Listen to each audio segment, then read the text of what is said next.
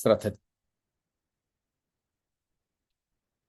മഹാനായ ഏകനായി മഹാത്ഭുതങ്ങളെ പ്രവർത്തിക്കുന്ന നമ്മുടെ ത്രിയേക ദൈവത്തിന് സ്തോത്രം.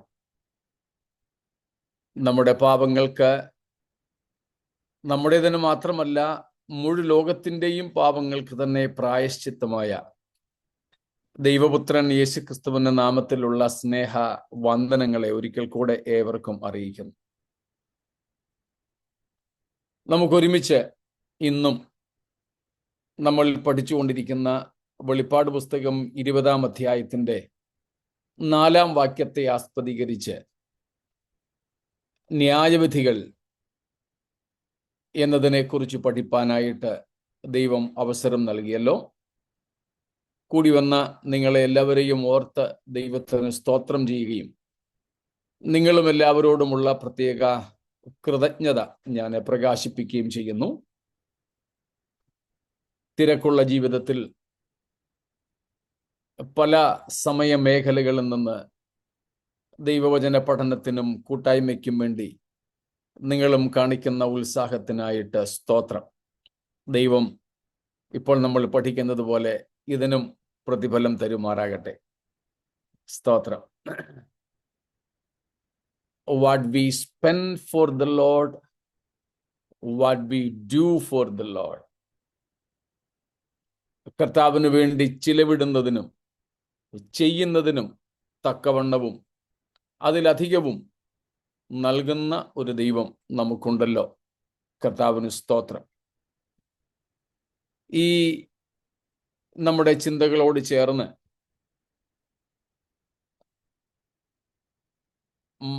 മർക്കോസിന്റെ സുവിശേഷം 9-ാം അധ്യായം 41-ാം വാക്യം വായിച്ചുകൊണ്ട് നമുക്ക് മുൻപോട്ട് പോകാം. Mark 9:41. I tell you the truth, anyone who gives you a cup of water in my name because you belong to Christ will certainly not lose his reward. നമ്മുടെ കർത്താവ് നേരിട്ട് പറഞ്ഞ ഒരു കാര്യമാണ്. ഇപ്പോൾ എബ്രാൻ ജോസഫ് പാസ്റ്റർ പറഞ്ഞുകൊണ്ടിരുന്നപ്പോൾ എൻ്റെ മനസ്സിലേക്ക് ഓടിയെത്തിയ ഒരു വാക്യമായിരുന്നു ഇത്.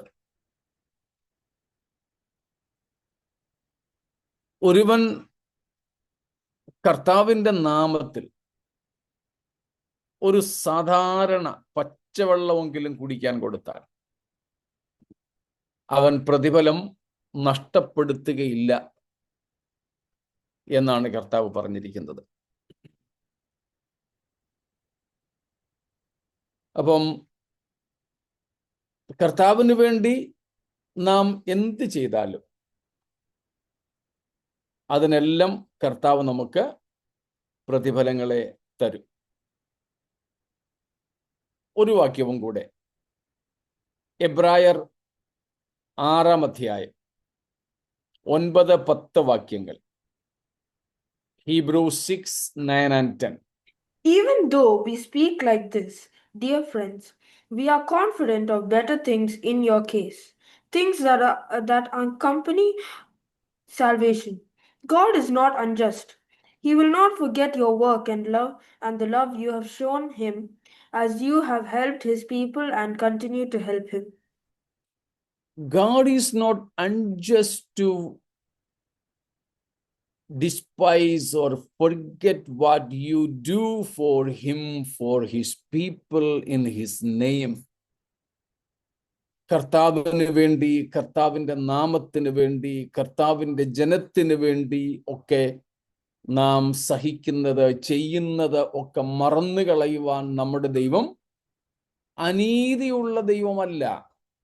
God is not unjust. He is not forgetful. മറവിയുള്ളവനല്ല, അനീതിയുള്ളവനല്ല. സ്തോത്രം.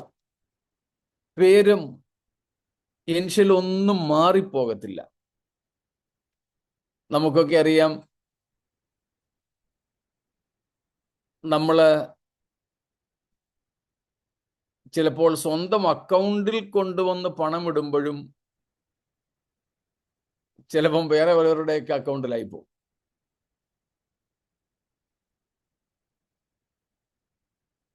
കുറച്ച് നാളിന് മുമ്പ് ഞങ്ങൾക്ക് അങ്ങനെ സംഭവിച്ചു.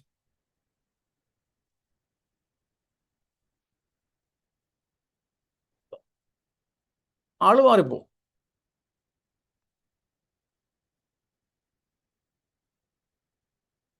സർജന്മാർക്ക് കണ്ണും കൈയും കാലും ഒക്കെ മാറിപ്പോകുന്നത് പോലെ. കണ്ണിന്റെ ഓപ്പറേഷന് വേണ്ടി പോയി കാലിന്റെ മുട്ട് ഓപ്പറേറ്റ് ചെയ്ത് വിട്ടു. ഒക്കെ നമ്മൾ കേൾക്കുന്ന കേസുകളാണ്. ഇങ്ങനെയുള്ള മറവിയും തെറ്റുകളുമൊക്കെ നമുക്കൊക്കെ സംഭവിക്കും. പക്ഷെ ദൈവത്തിന് അതൊന്നും സംഭവിക്കത്തില്ല. പേര് മാറിപ്പോവും, എൻഷ്യല് മാറിപ്പോവും, ആള് മാറിപ്പോവും.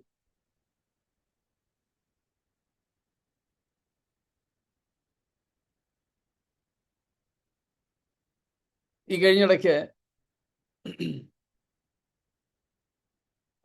ഒരാളെ സഹായിക്കുന്നതിൻ്റെ പേരിൽ ഞാൻ 2-3 പേരുടെ അക്കൗണ്ട് നമ്പർ ഒരാൾക്ക് കൊടുത്തിരുന്നു. ആ ആള് മറ്റൊരാളിനെ കൊണ്ട് ഈ 2-3 പേർക്ക് പണം ട്രാൻസ്ഫർ ചെയ്ത് കൊടുത്തു. കുറച്ച് നാൾ കഴിഞ്ഞിട്ട് ഞാൻ നേരിട്ട് ബന്ധപ്പെട്ടയാള് എനിക്ക് മെസ്സേജ് അയച്ചു, പാസ്റ്ററെ, ഞാൻ പണം ട്രാൻസ്ഫർ ചെയ്യിച്ചയാള് ഞാൻ എൻ്റെ ബന്ധപ്പെട്ട ആളാണെന്നും പറഞ്ഞു. അവർ തമ്മിലുള്ള ബിസിനസ് പാർട്ട്ണർഷിപ്പ് ഉള്ളവരാ. അദ്ദേഹത്തിന് പണം ട്രാൻസ്ഫർ ചെയ്യുന്ന കേസിൽ നേരത്തെ ആർക്കോ പണം അയച്ചു കൊടുത്തവർക്ക് 1,00,000 ചില്ലുവാനും രൂപ ട്രാൻസ്ഫർ ചെയ്തു. അപ്പൊ ഈ അച്ചായൻ വിചാരിച്ചു ഞാൻ കൊടുത്ത അക്കൗണ്ട് നമ്പറിലേക്കാണ്, എങ്കിൽ അതൊന്ന് തിരിച്ചു തരാൻ പറയാൻ എന്നെ വിളിച്ച്. അപ്പൊ ഞാൻ നോക്കിയപ്പം ഞാൻ കൊടുത്ത ആൾക്കല്ല, നമ്മുടെ ആൾക്കാർക്കല്ല. ഞാൻ പറഞ്ഞു, ഞാൻ ട്രാൻസ്ഫർ ചെയ്യിച്ചത് ഈ 3 പേർക്കാ, ഇത് വേറെ ആരുവാ, ഒറീസയിലും കണ്ടുള്ള ആരെന്താ എനിക്കറിയില്ല, പണം കിട്ടിയെന്ന് എനിക്കറിയില്ല, ഞാൻ പിന്നെ അന്വേഷിച്ചില്ല ഇതിനെക്കുറിച്ച്. എന്നാൽ ഇങ്ങനെയുള്ള അബദ്ധങ്ങളൊന്നും ദൈവത്തിന് പറ്റത്തില്ലെന്നാണ് നമ്മൾ ഈ വായിച്ചത്. സ്തോത്രം. ഞാൻ ചെയ്തത് എൻ്റെ പേരിൽ തന്നെ കണക്കിടും. ഇനി വി.ഒ. വർഗീസ് എന്നും പറഞ്ഞ് തന്നെ വേറെ എത്ര പേരുണ്ടായാലും കാണും, തീർച്ചയായിട്ടും കാണും. പക്ഷേ ആള് മാറിപ്പോകത്തില്ല.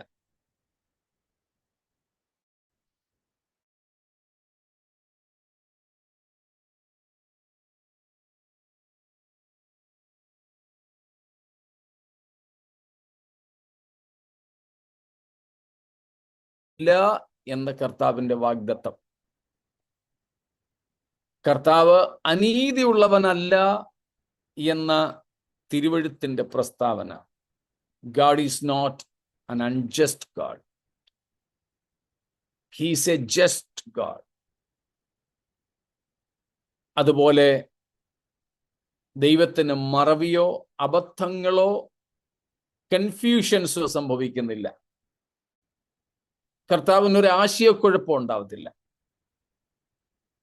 അതുകൊണ്ട് നമ്മൾ ഇവിടെ ചെയ്യുന്ന കാര്യങ്ങളൊക്കെ ആരും ഒരുപക്ഷെ അറിഞ്ഞില്ലെങ്കിലും, ആരും അതിനെ അംഗീകരിച്ചില്ലെങ്കിലും ദൈവസന്നിധി സ്തോത്രം. അതുകൊണ്ടാണ് കർത്താവ് പറഞ്ഞത്, നമ്മള് ഗിരിപ്രഭാഷണ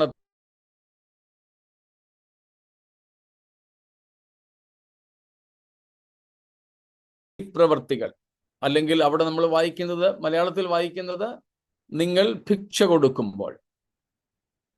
മറ്റ് ഭാഷകളിൽ നമ്മൾ വായിച്ചത് തുമാരി ധാർമ്മികത, യുവർ റൈച്ചസ്നെസ്, മനുഷ്യർ കാൺകെ നിങ്ങൾ ചെയ്യരുത്. വലങ്കൈ ചെയ്യുന്നത് ഇടങ്കൈ അറിയരുത്. Don't do anything for any sort of appreciation, approval,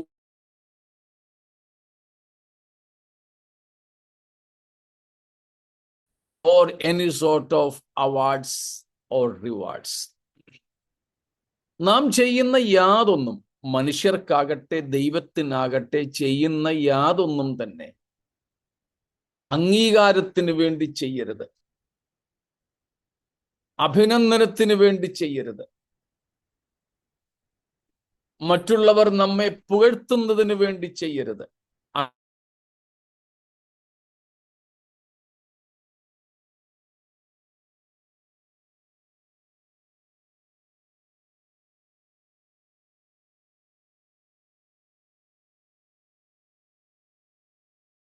കിട്ടിപ്പോയി, ഇനിയും ഒന്ന് പ്രതീക്ഷിക്കണ്ട. സ്തോത്രം. ഈ ലോകത്തിൽ നമ്മൾ ദൈവത്തിനായിട്ടോ മനുഷ്യർക്കായിട്ടോ ആവശ്യങ്ങളിൽ ഇരിക്കുന്നവർക്കായിട്ടോ ഒക്കെ ചെയ്യുന്നത് മനുഷ്യരെ അറിയിച്ചുകൊണ്ടാണ്, അവരുടെ പ്രശംസ പിടിച്ചു പറ്റിക്കൊണ്ടാണെങ്കിൽ നമുക്ക് നിത്യതയിൽ പ്രതിഫലം ഇല്ലാതെ വരും എന്നാണ് കർത്താവ് പഠിപ്പിച്ചത്. ഞങ്ങളുടെ ചർച്ചിന്റെ ഹെഡ്ക്വാർട്ടേഴ്സ് നിങ്ങൾക്കറിയാമല്ലോ, ഇവിടെ മുംബൈയിൽ ചെമ്പൂരാണ്.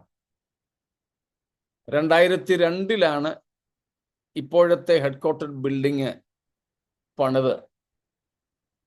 അതിന് പലരും ചെറുതും വലുതുമായ സംഭാവനകൾ നൽകിയിട്ടുണ്ട്. എൻ്റെ ഓർമ്മ ശരിയാണെങ്കിൽ 50,000 ആൻഡ് മോർ, 50,000-വും അതിനു മുകളിലും പണം കൊടുത്തവരുടെ പേരുകൾ ഓഫീസറിന്റെ മുമ്പിൽ എഴുതി വെച്ചിട്ടുണ്ട്. പല പേരുകളുണ്ട്. അത് സാധാരണ ചെയ്യുന്ന കാര്യമാണ്, നമുക്കൊക്കെ അറിയാം. എന്തെങ്കിലും ഒരു പ്രോജക്റ്റ് ഉണ്ടെങ്കിൽ ചിലപ്പോൾ ഒരു സുവനീർ തന്നെ ഇറക്കിയാൽ പറയും, ഇത്ര 10,000 രൂപ അല്ലെങ്കിൽ അതിന് മുകളിൽ തരുന്നവർക്ക് അവരുടെ പേരും ഫോട്ടോയും, ഫാമിലി ഫോട്ടോ ആണെങ്കിൽ അതുമെല്ലാം കൂടെ കോംപ്ലിമെന്റ്സ് എന്നും പറഞ്ഞ് ഫസ്റ്റ് പേജിലുണ്ടായിരിക്കും, കളർ പേജിലുണ്ടായിരിക്കും ഒക്കെ പറയും. പലരും ഇതിനൊക്കെ വേണ്ടിയിട്ട് കാശ് കൊടുക്കുകയും ചെയ്യും. അങ്ങനെയൊക്കെ ഒരുപക്ഷെ ഇതും ചെയ്ത് കാണുമായിരിക്കും, എനിക്കറിയില്ല. ഏതായാലും അവിടെ കുറച്ചു പേരുടെ പേരുണ്ട്. അക്കൂട്ടത്തിൽ ഏറ്റവും ഒടുവിൽ ഒരാളിൻ്റെ പേരുണ്ട്. പേരില്ല, എ ബിലീവർ എന്ന് മാത്രമേ ഉള്ളൂ. എത്ര കൊടുത്തു എന്നറിയില്ല. അത് ഇന്നയാളാണ് എന്നൊരു ചിന്ത എല്ലാവർക്കും ഉണ്ട്. ഏതായാലും അദ്ദേഹം തൻ്റെ പേര് വെളിപ്പെടുത്തിയിട്ടില്ല. അത് നല്ല മനസ്സോടെ, ക്രിസ്തീയ മനസ്സോടെയാണ് അത് ചെയ്തിരിക്കുന്നതെങ്കിൽ ബാക്കി കൊടുത്തവരെക്കാൾ അധികം പ്രതിഫലം ലഭിക്കും എന്നാണ് നാം മനസ്സിലാക്കുന്നത്.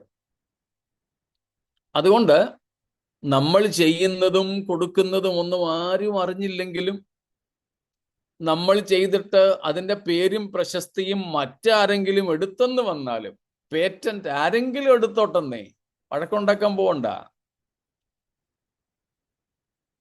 സ്തോത്രം. നമ്മുടെ പേരിൽ തന്നെ അവിടെ ചെല്ലുമ്പോൾ പ്രതിഫലം ലഭിക്കും. അതുകൊണ്ട് ഈ ഭൂമിയിൽ നമുക്ക് പ്രശംസ ഉണ്ടാകേണ്ടതിന് വേണ്ടി ഒന്നും ചെയ്യാതിരിക്കുക. സ്തോത്രം. അപ്പോൾ അതാണ് നമ്മൾ ഇതുവരെ കണ്ടുകൊണ്ടിരുന്നത്. അപ്പോൾ പ്രതിഫലം നമുക്ക് ലഭിക്കുന്നു, വിശുദ്ധന്മാരുടെ പ്രവർത്തികൾക്ക് പ്രതിഫലം ലഭിക്കുന്നു. അത് നമ്മൾ 3 പ്രതിഫലങ്ങളെ കുറിച്ചാണ് ഇതുവരെ കണ്ടത്. 1 നിത്യജീവൻ, ഇറ്റേണൽ ലൈഫ്. 2 ക്രൗൺസ്, കിരീടങ്ങൾ. 3 ഇന്നലെ നാം കാണുകയുണ്ടായി, positions in the kingdom of God, ദൈവരാജ്യത്തിൽ നമുക്ക് ലഭിക്കുന്ന സ്ഥാനങ്ങൾ.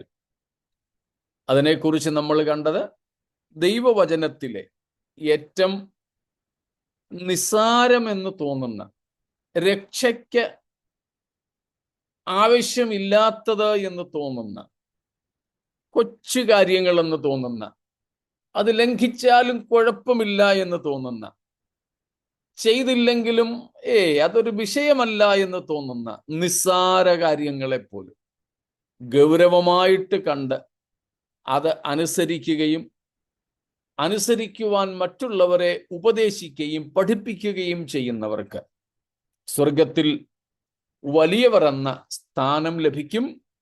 അല്ലാത്തവർ ചെറിയവരെന്ന് അറിയപ്പെടും, അല്ലെങ്കിൽ വിളിക്കപ്പെടും എന്നുള്ള വിവിധ സ്ഥാനങ്ങളെക്കുറിച്ച് നമ്മൾ ഇന്നലെ കണ്ടു. വിശദമായിട്ട് അതേക്കുറിച്ച് നമ്മൾ ഇന്നലെ ചർച്ച ചെയ്യുകയും കൂടെ ചെയ്തു.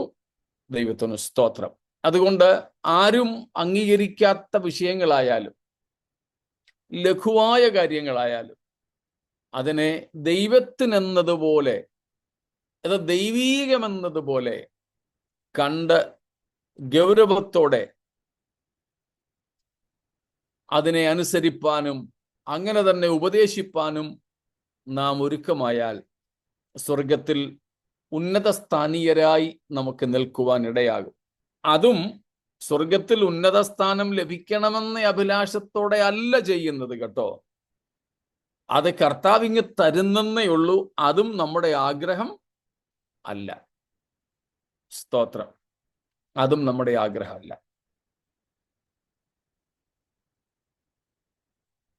അടുത്ത ഭാഗത്തേക്ക് പോകാമല്ലോ.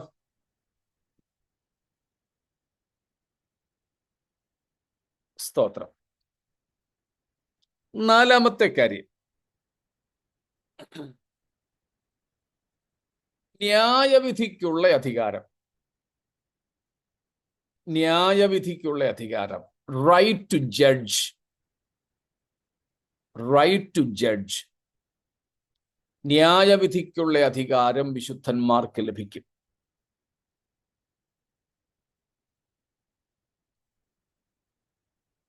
നമ്മളിപ്പോൾ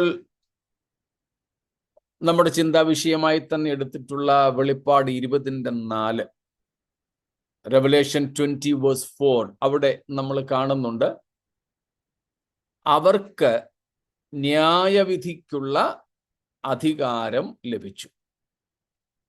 സ്തോത്രം. ഉയർത്തെഴുന്നേറ്റ വിശുദ്ധന്മാർക്ക് ന്യായവിധിക്കുള്ള അധികാരം ലഭിക്കുന്നു.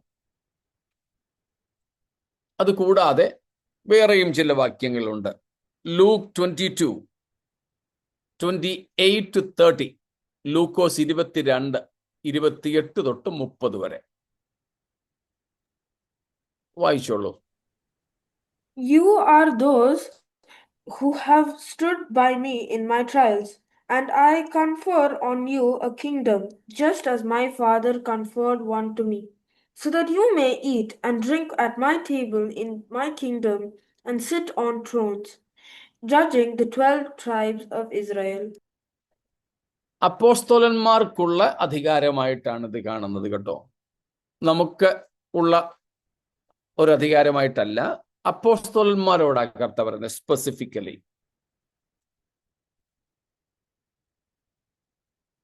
യേശുക്രിസ്തുവിന്റെ കഷ്ടങ്ങളിൽ കൂടെ നിന്ന യേശുവിന്റെ ശിഷ്യന്മാരായ അപ്പോസ്തലന്മാർ. മറ്റൊരു ഭാഗത്ത് കർത്താവ് പറയുന്നുണ്ട്, കാര്യങ്ങൾ ഇങ്ങനെ പറഞ്ഞു വരുമ്പോൾ പത്രോസ് ചോദിക്കുന്നു, ഗുരുവേ, ഞങ്ങൾ സകലവും വിട്ട് നിന്നെ അനുഗമിച്ചു, ഞങ്ങൾക്ക് എന്ത് ലഭിക്കും? അപ്പോഴും കർത്താവ് പറയുന്നുണ്ട്, നിങ്ങൾ 12 സിംഹാസനങ്ങളിൽ ഇരുന്നു കൊണ്ട് ഇസ്രായേൽ ഗോത്രം 12-നെയും ന്യായം വിധിക്കും. Judgment or authority to judge the 12 tribes of Israel. And this is particularly for the 12 apostles.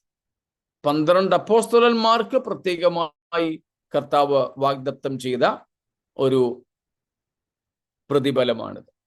അതിന് കാരണം കർത്താവായ യേശുവിൻ്റെ കഷ്ടങ്ങളിൽ അവർ കർത്താവിനോടൊപ്പം നിന്നു. They endured sufferings along with Christ. In his troubles, they gave themselves to the Lord. കർത്താവായ യേശുവിൻ്റെ കഷ്ടാനുഭവങ്ങളിൽ കൂടെ നിന്നതുകൊണ്ട്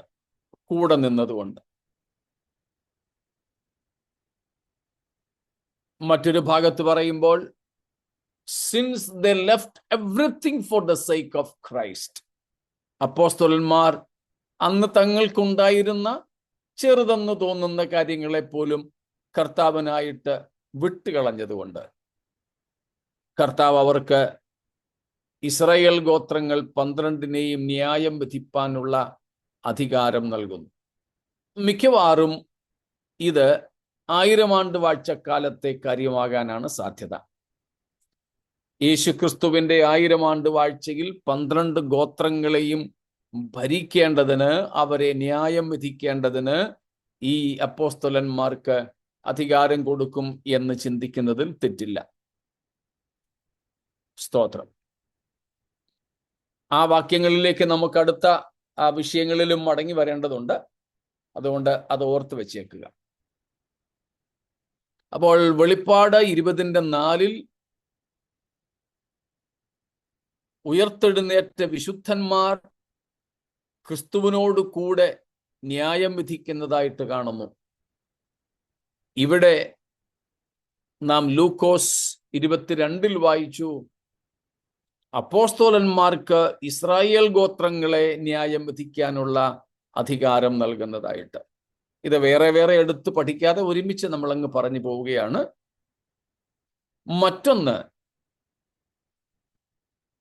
1 കൊരിന്ത്യർ 6-ാം അധ്യായം 3-ാം വാക്യം. 1 Corinthians 6:3. 2 and 3 you can read. Do you not know that the saints will judge the world? And if you are to judge the world, are you not competent to judge trivial cases? Do you not know that we will judge angels? How much more the things of this life? You will judge angels. വിശുദ്ധന്മാർ. അവിടെ എല്ലാ വിശുദ്ധന്മാരോടുള്ള ബന്ധത്തിലാണ്. വിശുദ്ധന്മാർ ദൂതന്മാരെ വിധിക്കും. അവിടെ പറയുന്ന ദൂതന്മാർ Gabriel, മിഖായേൽ തുടങ്ങിയവരല്ല. The fallen angels. വിശുദ്ധ ദൂതന്മാരല്ല അവിടുത്തെ വിഷയം. The fallen angels. So some of the saints പ്രതിഫലത്തിന്റെ ഭാഗമായിട്ടാണ് കേട്ടോ. ഓരോരുത്തരുടെയും ജീവിതത്തിനും പ്രവൃത്തികൾക്കും അനുസരിച്ച് ലഭിക്കുന്ന പ്രതിഫലത്തിന്റെ ഭാഗമായി ചില വിശുദ്ധന്മാർക്ക് വീണുപോയ ദൂതന്മാരെ വിധിക്കുന്നതിനുള്ള, അല്ലെ ന്യായം വിധിക്കുന്നതിനുള്ള അധികാരം ലഭിക്കും. നമ്മിൽ ആരൊക്കെ അങ്ങനെ ജൂറീസ് ആയിരിക്കുമെന്നറിയില്ല. സ്തോത്രം. അതിന് നാം വിശുദ്ധന്മാരായിരിക്കുക എന്നതാണ് പ്രധാനപ്പെട്ട ഘടകം. അതുപോലെ ഈ ഭൂമിയിൽ വെച്ചും നമുക്ക് നമ്മുടെ കാര്യങ്ങളെ വിധിക്കുന്നതിനുള്ള ദൈവീക പരിജ്ഞാനവും അധികാരവും ഉണ്ടായിരിക്കുകയും വേണം. അവിടെ 1 കൊരിന്ത്യ ലേഖനം 6-ാമത്തെ അധ്യായത്തിൽ കൊരിന്ത്യ സഭയിലെ വിശ്വാസികൾ തമ്മിൽ കോടതി കയറിയ വിഷയമാ പൗലോസ് പറയുന്നത്. ഓക്കെ, രണ്ടുപേരും സഭാ വിശ്വാസികളാണ്. ഒരാൾ മറ്റൊരു വിശ്വാസിക്കെതിരായിട്ട് കേസിന് പോയി. കാരണം മറ്റേദ്ദേഹം ഇദ്ദേഹത്തിനെതിരെ അന്യായം ചെയ്തു. അതാണ് താഴെ 6 മുതൽക്കുള്ള വാക്യങ്ങളിൽ പറയുന്നത്. അവര് തമ്മിൽ, വിശ്വാസികൾ തമ്മിൽ വ്യവഹാരമുണ്ടായി, കോടതി കയറി, കേസുണ്ടായി. പുറത്തുള്ളവരുമായിട്ടല്ല, സഭയ്ക്കകത്തുള്ള വിശ്വാസികൾ തമ്മിൽ കേസുണ്ടായി. ഒരാൾ മറ്റൊരാൾക്കെതിരെ അന്യായം ചെയ്തു.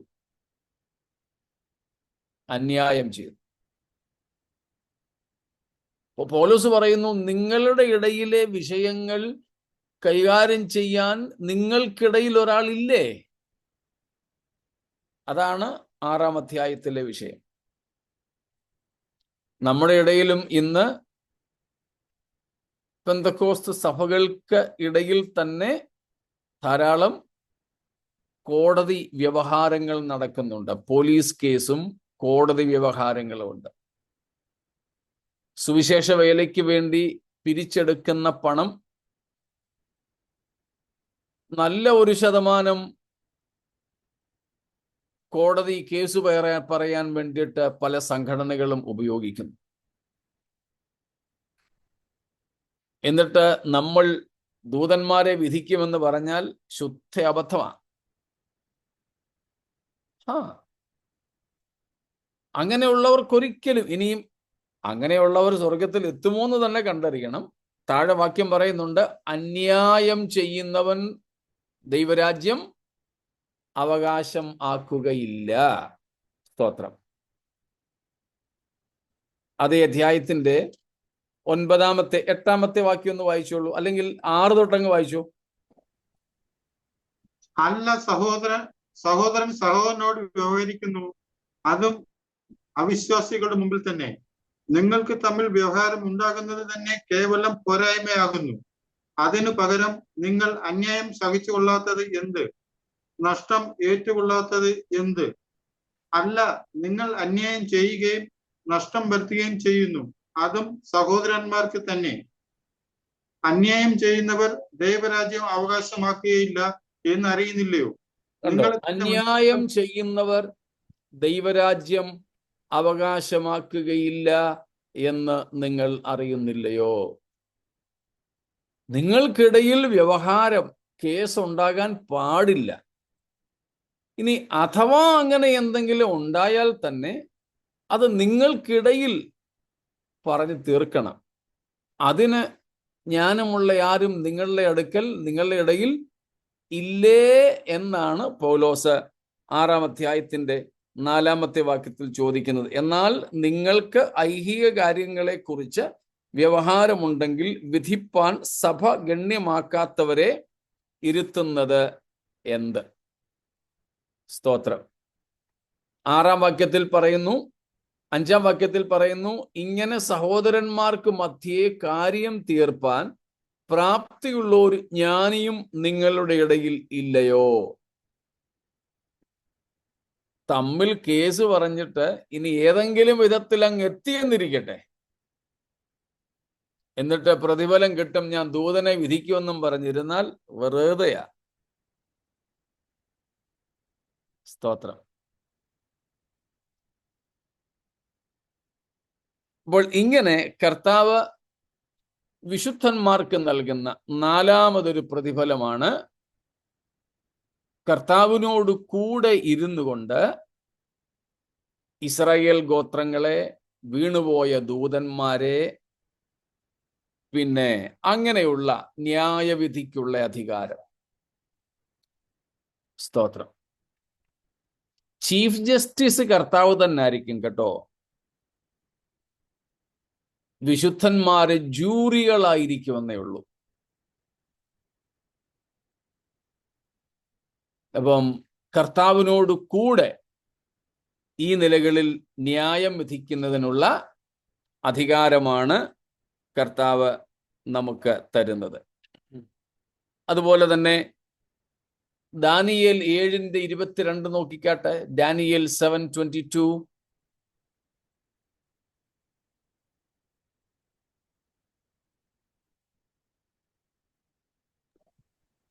ആ കൊമ്പ് വിശുദ്ധന്മാരോട് യുദ്ധം ചെയ്ത് അവരെ ജയിക്കുന്നത് ഞാൻ കണ്ടു.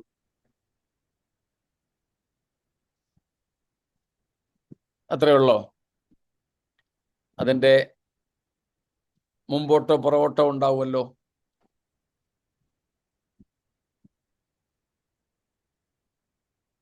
വയോധീനായവൻ വന്ന് അത്യുന്നതനായവന്റെ വിശുദ്ധന്മാർക്ക് ന്യായാധിപത്യം നൽകുകയും വിശുദ്ധന്മാർ രാജ്യത്വം കൈവശമാക്കുന്ന കാലം വരികയും ചെയ്യുവോളം. അത്രയും മതി. അത് എത്രാമത്തെ വാക്യമാ? 21. സ്തോത്രം. അപ്പോൾ അവിടെ നമ്മൾ കാണുന്നത് വയോധികനായവൻ. ഇവിടെ നിന്നാണ് ഏൻഷ്യന്റ് ഓഫ് ഡേയ്സ് എന്ന പാട്ടൊക്കെ നമ്മൾ പാടുന്നത് കേട്ടോ. വയോധികൻ, വയസ്സൻ എന്ന് ചിന്തിക്കരുത്. Ancient of days, that shows the eternity of our God. നമ്മുടെ ദൈവത്തിന്റെ സനാതനത്വത്തെ കാണിക്കുന്ന ഒരു ചിത്രമാണ് അവിടെ. സ്തോത്രം. സനാതനനായവൻ, അതാണ് വയോധികനായവൻ എന്നത് കൊണ്ട് അർത്ഥമാക്കുന്നത്. ഇംഗ്ലീഷിൽ ദ ഏൻഷ്യന്റ് ഓഫ് ഡേയ്സ്. അപ്പോൾ വയോധികനായവൻ വന്ന് അത്യുന്നതനായവന്റെ വിശുദ്ധന്മാർക്ക് ന്യായാധിപത്യം നൽകും. വിശുദ്ധന്മാർ രാജ്യത്വം കൈവശമാക്കുന്ന കാലം വരും. അവിടെ അക്ഷരികമായിട്ട് നോക്കിയാൽ ഇസ്രായേലിനെ കുറിച്ചാണ് പറയുന്നത്. Literally this means God will again rise up Israel above all, and all other nations will be subdued under them, and they will be the judge or the kings of the whole world. This is the literal meaning here. ഇവിടുത്തെ അക്ഷരീയ അർത്ഥം എന്ന് പറയുന്നത് ഇസ്രായേലിന്റെ പ്രവാസം മാറും, ഇസ്രായേലിനെ മറ്റുള്ളവർ ഭരിക്കുന്ന അവസ്ഥയിൽ നിന്ന് ഇവിടെ വിശുദ്ധന്മാർ, അത്യുന്നതന്റെ വിശുദ്ധന്മാർ എന്ന് എടുത്തു പറയുന്നത് ഇസ്രായേൽ മക്കളെ കുറിച്ചാണ്. അവർ ലോകത്തെ മുഴുവനും ഭരിക്കും, അവർ ലോകത്തെ ന്യായം വിധിക്കും. ഇസ്രായേൽ വീണ്ടും ലോകത്തിന്റെ പരമാധികാരത്തിലേക്ക് ഉയരും എന്ന പ്രവചനമാണ് ഇവിടെ ഉള്ളത്. അതിനെ പൊതുവെ ദൈവത്തിൻ്റെ വിശുദ്ധന്മാർക്കുള്ള ന്യായവിധിയുടെ അധികാരമായിട്ട് മനസ്സിലാക്കുവാൻ സാധിക്കും. സ്തോത്രം. അതുപോലെ തന്നെ മത്തായി 17:28, മാത്യു 17:28,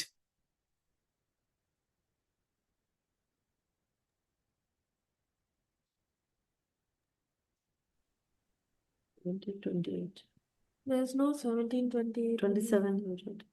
ഇല്ല, 27. 27 ഉള്ളൂ.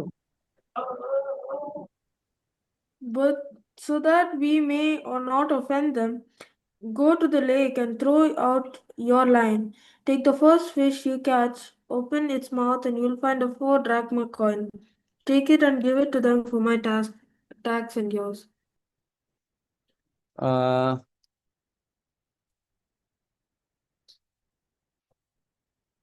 ഓക്കെ, ആ വാക്യമല്ല.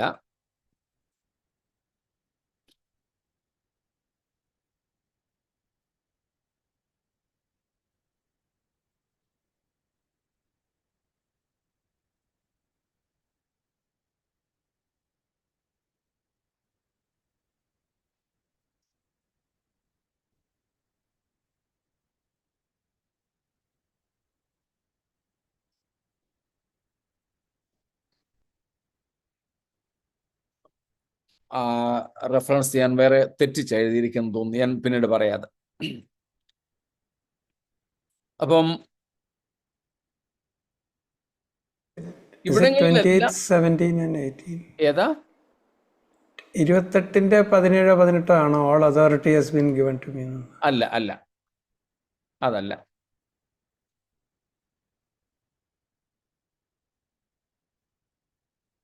അപ്പൊ ഇവിടങ്ങളിലെല്ലാം നമ്മൾ കാണുന്നത് വിശുദ്ധന്മാർക്ക്,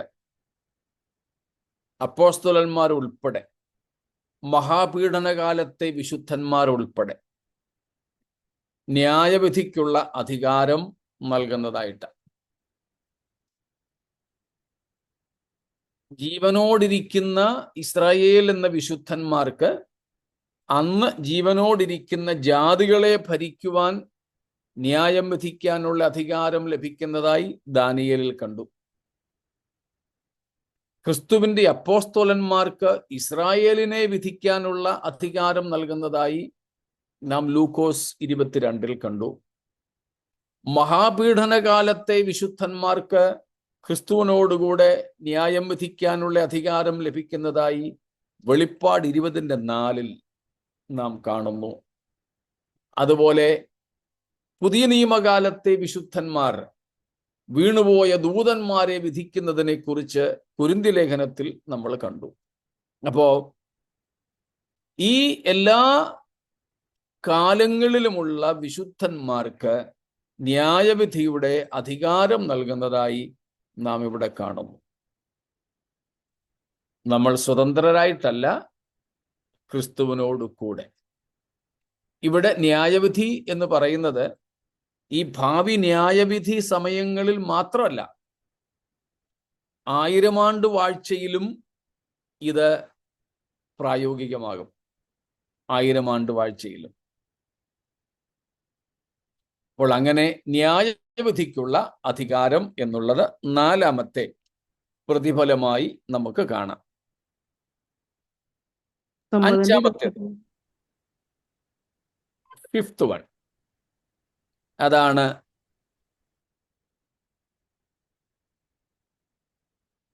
പ്രൈസ്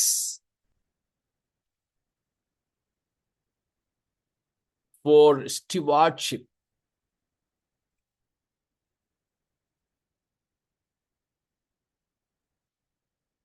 കർത്താവിൽ നിന്ന് പുകഴ്ച ലഭിക്കുന്നു. Praise from the Lord.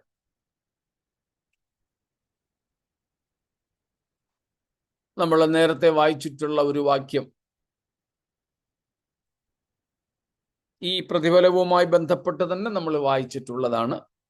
ഒന്നും കൂടെ 1 കൊരിന്ത്യർ 4-ാം അധ്യായത്തിന്റെ 5ാമത്തെ വാക്യം, 1 Corinthians 4:5. ആകയാൽ Therefore, കർത്താവ് വരുവോളം വായിച്ചോ രാജു ബ്രദർ. ആകയാൽ കർത്താവ് വരുവോളം സമയത്തിന് മുമ്പേ ഒന്നും വിധിക്കരുത്. അവൻ ഇരുട്ടിൽ മറഞ്ഞിരിക്കുന്നത് വെളിച്ചത്താക്കി ഹൃദയങ്ങളുടെ ആലോചനകളെ വെളിപ്പെടുത്തും. അന്ന് ഓരോരുത്തന് ദൈവത്തിങ്കിൽ നിന്ന് പുകഴ്ചയുണ്ടാകും. അന്ന് ഓരോരുത്തന് ദൈവത്തിങ്കൽ നിന്ന് പുകഴ്ച ഉണ്ടാകും.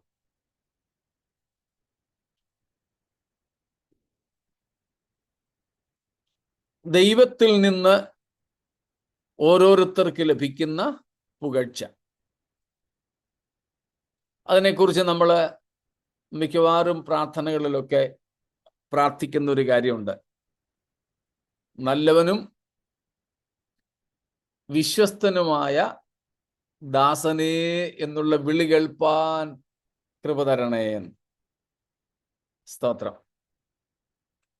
മത്തായിയുടെ സുവിശേഷം 25-14 തൊട്ട് 33 വരെ, അത് നീണ്ട ഒരു ഭാഗമായതുകൊണ്ട് നമുക്ക് പരിചയമുള്ളതായതുകൊണ്ടും വായിക്കാതെ വിടുന്നു. മാത്യു 25:14-33 നമുക്ക് പരിചയമുള്ള ഭാഗമാണല്ലോ. അവിടങ്ങളിലൊക്കെ കർത്താവ് പല ഭാഗങ്ങളിൽ ഉപമകളായി പറഞ്ഞിട്ടുള്ള താലന്തിൻ്റെയും മറ്റും കാര്യങ്ങളുണ്ടല്ലോ. അപ്പോൾ നമുക്ക് കർത്താവിൽ നിന്ന് പ്രശംസ ഉണ്ടാകേണ്ടതിന്, നല്ലവനും വിശ്വസ്തനും എന്നുള്ള വിളി കേൾക്കേണ്ടതിന് നാം ഒരുക്കപ്പെടുന്നവരായിരിക്കുക. സ്തോത്രം. അതുപോലെ തന്നെയാണ് മർക്കോസിന്റെ സുവിശേഷം 13-ാമത്തെ അധ്യായത്തിലും അതിൻ്റെ 32 തൊട്ടുള്ള വാക്യങ്ങളിൽ നമ്മൾ കാണുന്നുണ്ട്. മാർക്ക് 13:32 ഫോളോയിങ്, അവിടെയും നമുക്ക് ഇതേ കാര്യങ്ങൾ തന്നെയാണ് കാണുവാൻ കഴിയുന്നത്. പ്രത്യേകിച്ച് അതിൻ്റെ 34-ാമത്തെ വാക്യത്തിൽ നാം അത് കാണുന്നുണ്ട്. അപ്പം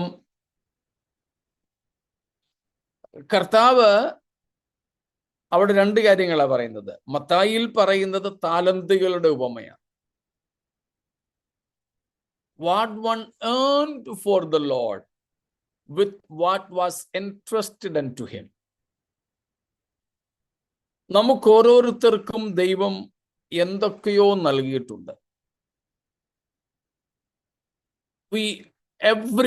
every one of us is entrusted with something or other. നമുക്കെല്ലാവർക്കും കർത്താവ് ഒന്നല്ലെങ്കിൽ മറ്റൊന്ന്, നമ്മുടെ സാധാരണ ഭാഷയെ പറഞ്ഞ താലന്തുകൾ ഏൽപ്പിച്ചിട്ടുണ്ട്. It may be an ability, some resources. Sometimes God has put us in some key positions. He has given us some influence. എന്തുമാകാം, ചിലപ്പോൾ ചില താലന്തുകളാകാം. നമ്മൾ പൊതുവെ താലന്തുകൾ എന്ന് പറയുന്നത് പ്രസംഗിക്കാനും പാടാനും ഒക്കെ ഉള്ള കഴിവിനെ മാത്രമാണ്. അല്ലെങ്കിൽ കൃപാവരങ്ങൾ, ഗിഫ്റ്റ്സ് ഓഫ് ദ സ്പിരിറ്റ്, ഇതിനെയൊക്കെയാണ് നമ്മൾ പൊതുവെ താലന്ത് എന്ന് പറയുന്നത്. ഇതൊന്നും അല്ലാതെയും ഒത്തിരി കാര്യങ്ങൾ കർത്താവ് നമ്മെ ഏൽപ്പിച്ചിട്ടുണ്ട്. ചിലർക്ക് സം റിസോഴ്സസ്, ചില വിഭവങ്ങളാകാം. ചിലർക്കാണെങ്കിൽ പെട്ടെന്ന് ആൾക്കാരോട് ഫ്രണ്ട്ഷിപ്പ് ആകാൻ, സൗഹൃദം സ്ഥാപിക്കാനുള്ള കഴിവുണ്ട്.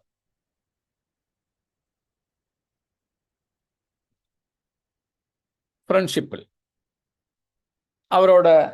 ആരോടും ഒട്ടും പരിചയമില്ലാത്തവരോടും കയറി സംസാരിക്കാനുള്ള കഴിവ്. എനിക്ക് പരിചയമുള്ള ഒരു അങ്കിളുണ്ട് കേരളത്തിൽ, തിരുവനന്തപുരത്ത് അദ്ദേഹം താമസിക്കുന്നത്. ഞാൻ പല പ്രാവശ്യം അദ്ദേഹത്തിൻ്റെ വീട്ടിൽ കുടുംബമായിട്ട് തന്നെ താമസിച്ചിട്ടുണ്ട്.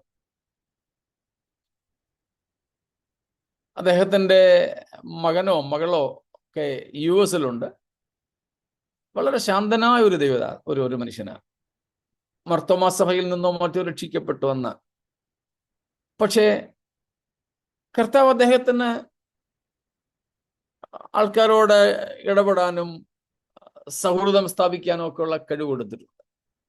അദ്ദേഹം പറഞ്ഞു, ആദ്യമായിട്ട് അദ്ദേഹം അമേരിക്കയിൽ പോയപ്പോൾ, മകന്റെ അടുക്കൽ പോയപ്പോൾ, അടുത്തിരുന്ന സായിപ്പിനോട് കുറെ മണിക്കൂറുകളുണ്ടല്ലോ, ഇങ്ങനെ സൗഹൃദം സ്ഥാപിച്ചിട്ട് സുവിശേഷം പറയാൻ തുടങ്ങി. ഈ മനുഷ്യൻ ദേഷ്യപ്പെടാൻ തുടങ്ങി. സായിപ്പ് ഇദ്ദേഹം വിട്ടില്ല. കർത്താവിനെ കുറിച്ച് പറഞ്ഞുകൊണ്ടേയിരുന്നു. മറ്റദ്ദേഹം ചൂടാകുന്നതനുസരിച്ച് ഇദ്ദേഹം വേറെന്തെങ്കിലുമൊക്കെ കാര്യങ്ങൾ പറഞ്ഞ് ചൂടായിട്ടും കാര്യമില്ല എന്ന് കണ്ടൊടുവിൽ അവരെ ക്രൂവിനെ വിളിച്ച് ഇദ്ദേഹത്തിൻ്റെ അടുത്തൊന്ന് മാറിയിരുന്നു. അദ്ദേഹം പോയപ്പോഴും വന്നപ്പോഴും ഒക്കെ അങ്ങനെ ചെയ്തിട്ടുണ്ടെന്ന് പറയും. ചിലർക്ക് ഇങ്ങനെയൊക്കെയുള്ള കഴിവുകളുണ്ട്. വളരെ സരസമായി ആൾക്കാരോട് ഇടപെടാൻ, തങ്ങളുടെ മനസ്സിലിരിക്കുന്ന ആശയത്തെ അവരുമായിട്ട് പങ്കുവെക്കാൻ, നല്ല ഡിബേറ്റ് നടത്താൻ, സംവാദങ്ങൾ നടത്താൻ.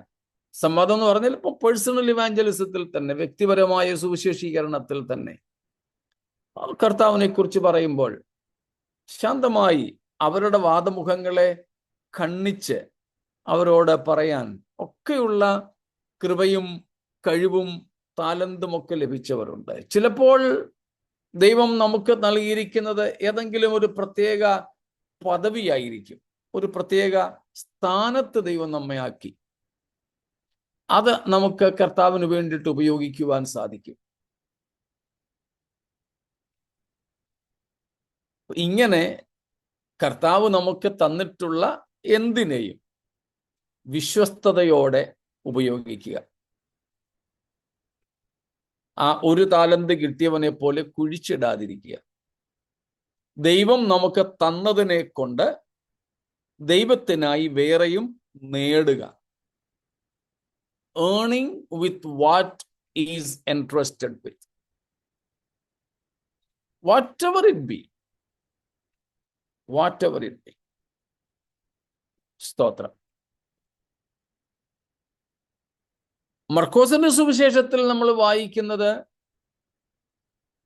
യജമാനൻ പോയിരിക്കുക. കഴിഞ്ഞ ഞായറാഴ്ച ഞങ്ങളുടെ ചർച്ചിലും ആ കാര്യം ഞങ്ങൾ ചിന്തിച്ചിരുന്നു. The master has gone somewhere. It's too late. But the doorkeeper, the chowkidar, the watchman, the steward, the servant is not sleeping.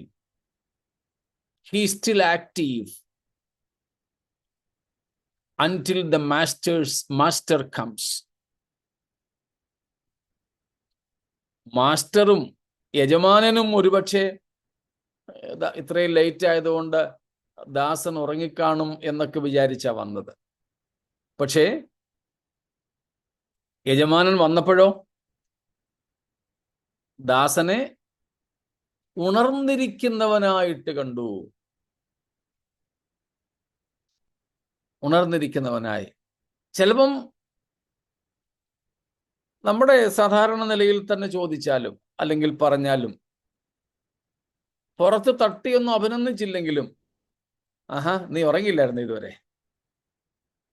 ചിലപ്പോൾ ഒരു മാസ്റ്റർ ഡോർ കീപ്പറിനോട്, കാവൽക്കാരനോട്, വാച്ച്മാനോട് ഇത്ര ചോദിക്കത്തുള്ളായിരിക്കും, നീ ഉറങ്ങിയില്ലേ ഇതുവരെ. ആ ചോദ്യം പോലും ആ ഒരു ദാസനെ സംബന്ധിച്ച് വളരെ പ്രസക്തമാണ്, ഒരു പുകഴ്ചയാ. സ്തോത്രം, ഒരു പുകഴ്ചയാ. അപ്പോൾ ആ നിലകളിൽ കർത്താവിൽ നിന്ന് പുകഴ്ച ലഭിക്കുക. മറ്റൊന്നാണ് നമ്മൾ കൊരിന്ത്യ ലേഖനത്തിൽ ഇപ്പോൾ വായിച്ചത്. നമ്മൾ രഹസ്യത്തിൽ കർത്താവിന് വേണ്ടി ചെയ്തതും നമ്മൾ രഹസ്യത്തിൽ കർത്താവിനായിട്ട് ആഗ്രഹിച്ചതുമൊക്കെയായ കാര്യങ്ങൾ ആരും അതറിഞ്ഞിട്ടില്ല. നമ്മുടെ ഭക്തിയോ നമ്മുടെ സമർപ്പണമോ ഒന്നും പലർക്കും അറിഞ്ഞുകൂടാ. Many a times our piety is not at all known to others. Our dedications, our commitments, our longings for the Lord, people do not know them. മനുഷ്യർക്ക് അത് അറിഞ്ഞുകൂടാ, ആൾക്കാർക്ക് അത് അറിയത്തില്ല. They cannot understand. അവർ ചിലപ്പം നമ്മളെ ചർച്ചിൽ പോകുന്നു, ബൈബിൾ വായിക്കുന്നു, പിന്നെ ദശാംശമൊക്കെ കൊടുക്കുന്നു, ഇങ്ങനെയൊക്കെ ഉള്ളതേ കാണുന്നുള്ളൂ, അത്രേ ആൾക്കാർക്ക് മനസ്സിലാവുന്നുള്ളൂ.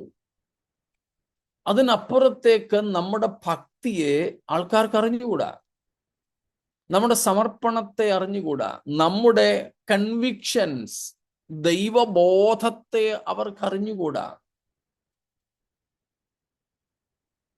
അവർ സാക്രിഫൈസസ്, നമ്മുടെ ത്യാഗങ്ങളെ അവരറിയുന്നില്ല.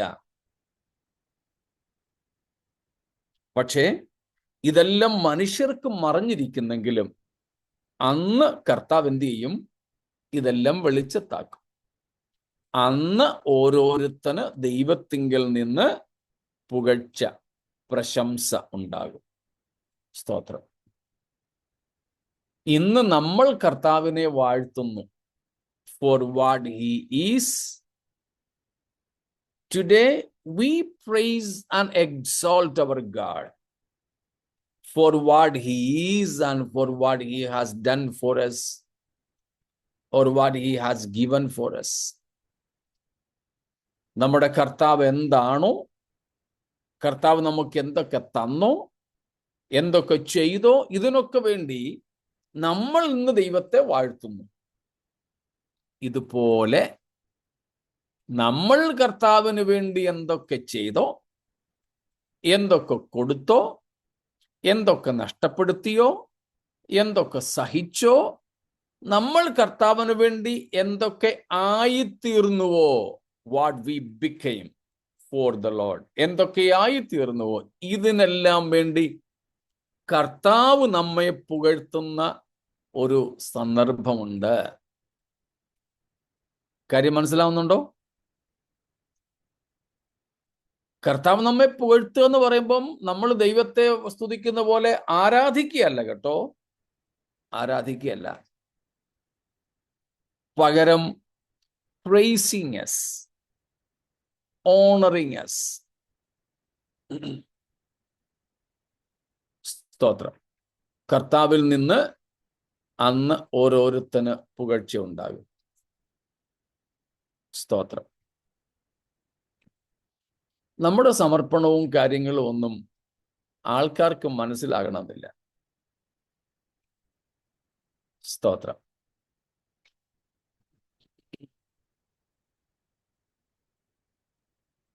എനിക്ക് ഒരു ദൈവദാസനെ പരിചയമുണ്ട്.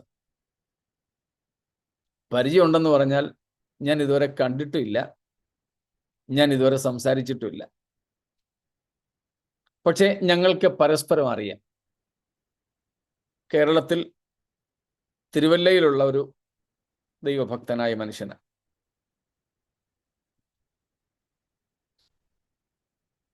അദ്ദേഹത്തിന് തൻ്റെ യൗവനകാലത്തിൽ ഇന്ത്യൻ റെയിൽവേ സർവീസിൽ സെലക്ഷൻ കിട്ടി പോയ ആളാണ്.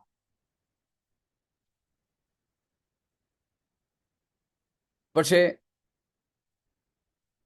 അദ്ദേഹം അതൊക്കെ വിട്ടിട്ട് കർത്താവിൻ്റെ വേല ചെയ്യുകയാണ്.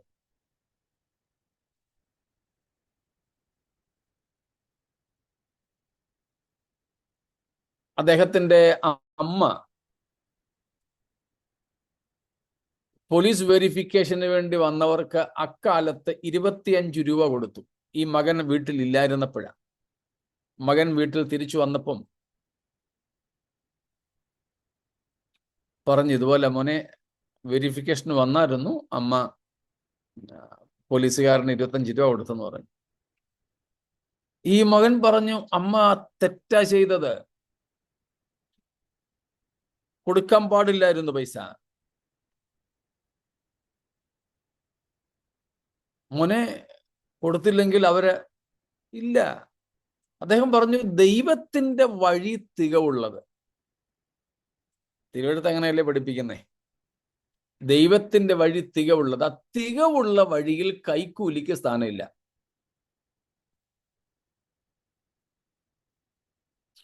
ഒടുവിൽ അദ്ദേഹം പോയി.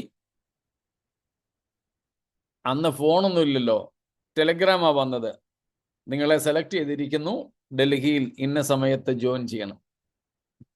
അദ്ദേഹം തിരിച്ച് ഒരു ടെലഗ്രാം അയച്ചു, God willing I will be joining by so and so date. ദൈവം അനുവദിച്ചാൽ ഞാൻ ജോയിൻ ചെയ്യാമെന്നും പറഞ്ഞു. ഇത് കൈകാര്യം ചെയ്ത ഓഫീസർ ഒരു സർദാർജി ആയിരുന്നു. അദ്ദേഹം ഇത് എടുത്തു വെച്ച് ഒത്തിരി വായിച്ചെന്നാ പറയുന്നത്.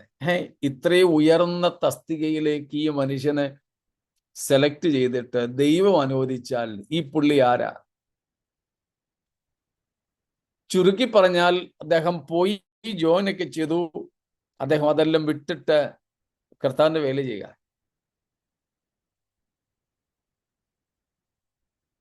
തിരുവല്ലയിലെ കണ്ണായ സ്ഥലത്ത് അദ്ദേഹത്തിന് പ്രോപ്പർട്ടി ഉണ്ടായിരുന്നു, വീടും വസ്തുവും. അദ്ദേഹം അത് വിറ്റു.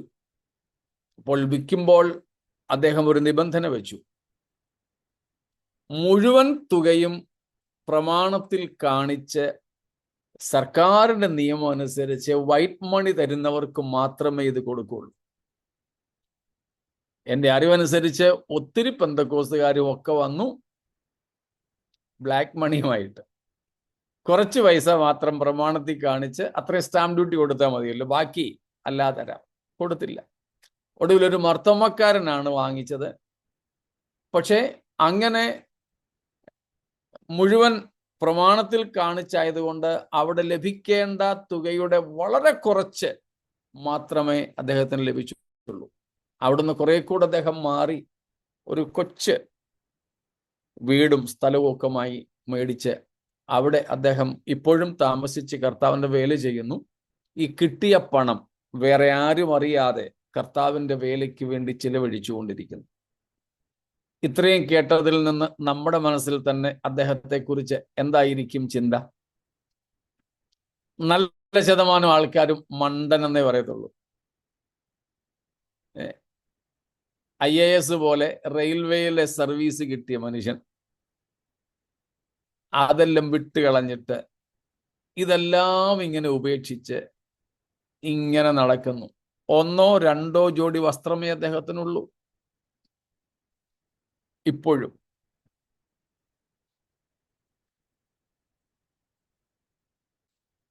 വളരെ വിചിത്രമാണ് അദ്ദേഹത്തിന്റെ കാര്യങ്ങളൊക്കെ കേട്ടാൽ. നമ്മുടെയൊക്കെ ചിന്തയിൽ ഇതെല്ലാം വെറും അനാവശ്യമായ കാര്യങ്ങൾ. എന്നാൽ അദ്ദേഹത്തിന്റെ കൺവിക്ഷൻസ്, ബോധ്യങ്ങളെക്കുറിച്ച്, ദൈവബോധത്തെക്കുറിച്ച് ഒരുപക്ഷെ നമുക്ക് മനസ്സിലാക്കാൻ പ്രയാസമാണ്. സ്തോത്രം. എന്നാൽ അതിൻ്റെ എല്ലാം ആഴങ്ങൾ, ദൈവം അതിനെയൊക്കെ എങ്ങനെ കാണുന്നു എന്ന് അന്ന് വെളിപ്പെടുത്തുമ്പോൾ കർത്താവിൽ നിന്ന് അങ്ങനെയുള്ളവർക്ക് പുകഴ്ച, പ്രശംസ ഉണ്ടാവും. നമ്മുടെ രഹസ്യങ്ങളെയൊക്കെ വെളിപ്പെടുത്തിയാൽ കർത്താവിൽ നിന്ന് നമുക്ക് പുകഴ്ചയായിരിക്കുമോ ഇന്നത്തെ സ്ഥിതിയിൽ ലഭിക്കുക?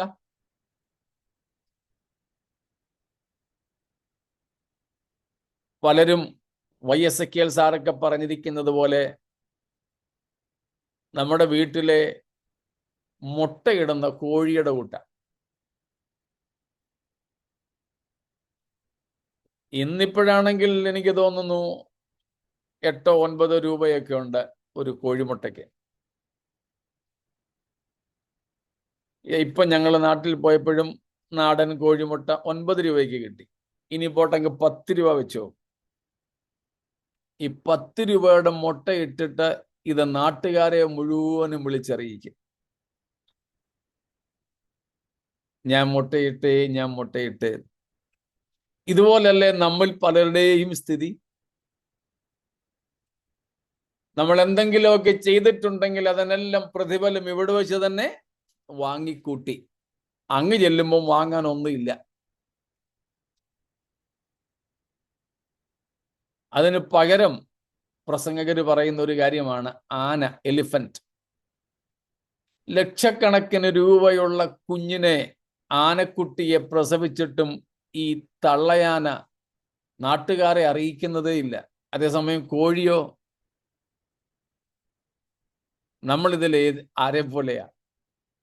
കർത്താവ് നമ്മുടെ രഹസ്യങ്ങളെ വെളിപ്പെടുത്തുമ്പോൾ നമുക്ക് കർത്താവിൽ നിന്ന് പുകഴ്ചയും പ്രശംസയും ഉണ്ടാകത്തക്കതുപോലെ നമ്മളായിരിക്കുക. അപ്പോൾ നമ്മൾ 2-3 കാര്യങ്ങളാണ് ചിന്തിച്ചത്. ഒന്ന്, സ്തോത്രം. ആ സമയം ഞാൻ നിർത്താൻ പോവാ. ഒന്ന്, നാം കണ്ടത് താലന്തുകൾ, കർത്താവ് നമുക്ക് നൽകിയിട്ടുള്ളവയെ കൊണ്ട് ദൈവരാജ്യത്തിന് വേണ്ടി നേട്ടമുണ്ടാക്കുന്നവരാവുക, ആത്മാക്കളെ നേടുക, സഭയെ ശുദ്ധീകരിക്കുക, ഇങ്ങനെയൊക്കെയുള്ള നേട്ടങ്ങൾ. 2, നാം ചെയ്യേണ്ടത് പുകഴ്ച ലഭിക്കേണ്ടതിന് ഉണർന്നും ജാഗരിച്ചുമിരിക്കുക. ആ വാതിൽ കാവൽക്കാരൻ യജമാനൻ വരുന്ന സമയത്തിന് വേണ്ടി ഉണർന്നിരുന്നത് പോലെ. 3, നമ്മുടെ രഹസ്യങ്ങളെ കർത്താവ് വെളിപ്പെടുത്തുമ്പോൾ മനുഷ്യരാരും അറിയാത്ത കാര്യങ്ങൾ കർത്താവ് അവിടെ വെളിപ്പെടുത്തി നമ്മുടെ ആന്തരികമായ ഭക്തിയും വിശ്വാസവും സമർപ്പണവും ഒക്കെ വെളിപ്പെടുത്തുമ്പോൾ കർത്താവിൽ നിന്ന് നമുക്ക് അധികം പ്രശംസ ഉണ്ടാകണം. ആ നിലകളിൽ നമ്മുടെ ജീവിതത്തെ മുൻപോട്ട് നയിക്കാം. ഈ പ്രതിഫലങ്ങളൊക്കെ നമുക്ക് നൽകേണ്ടതിന് നമ്മുടെ യജമാനൻ താമസം വിന മേഘങ്ങളിൽ പ്രത്യക്ഷനാകും. ആ കർത്താവിനെ എതിരേൽക്കുവാൻ, അതെ, ജീവനുള്ള വചനമായ ക്രിസ്തുവിനെ എതിരേൽക്കേണ്ടതിനുള്ള സമർപ്പണത്തോടെ എഴുതപ്പെട്ട വചനം അനുസരിച്ച് മുൻപോട്ട് പോകാം. ഈ വചനങ്ങളാൽ ദൈവം നമ്മെ അനുഗ്രഹിക്കുമാറാകട്ടെ.